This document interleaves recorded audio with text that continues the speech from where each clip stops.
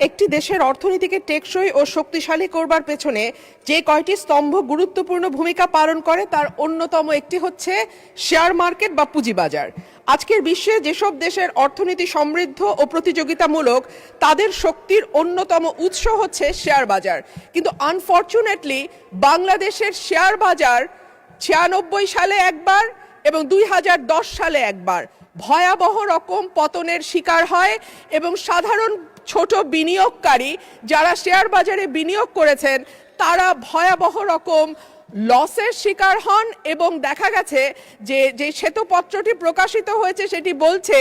গত 15 বছরে শেয়ার বাজার থেকে লুট হয়েছে 1 লক্ষ কোটি টাকার ওপরে। মাননীয় স্পিকার, এই 1 লক্ষ কোটি টাকা সাধারণ মানুষের টাকা, যেই মানুষগুলো তাদের সমস্ত সঞ্চয় হয়তো শেয়ার বাজারে বিনিয়োগ করেন সেই মানুষগুলোর টাকা, এবং এগুলো লুটপাট করা হয়েছে একটি বিশেষ গোষ্ঠীর মাধ্যমে, একটি বিশেষ কিছু ব্যবসায়ী প্রতিষ্ঠানের মাধ্যমে,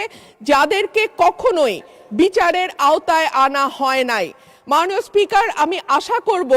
যে বাংলাদেশের অর্থনীতি যেটি এখন নানান কারণে সমস্যার মুখে আছে, আমদানি রপ্তানির অবস্থা ভালো নয়, পুঁজিবাজারের উপর মানুষের আস্থা নাই, এই সার্বিক পরিস্থিতিতে আমি আশা করব যে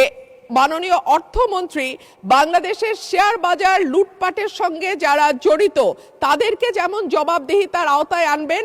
একইভাবে Bangladesh security and exchange commission যেটা নিয়ন্ত্রক সংস্থা হিসেবে পরিচিত সেই সংস্থাটিতেও দক্ষ এবং যোগ্য মানুষদের সম্মিলন ঘটিয়ে বাংলাদেশের শেয়ার বাজারকে আবারও একটি আস্থার জায়গায় নিয়ে যাবেন। ধন্যবাদ মাননীয় স্পিকার।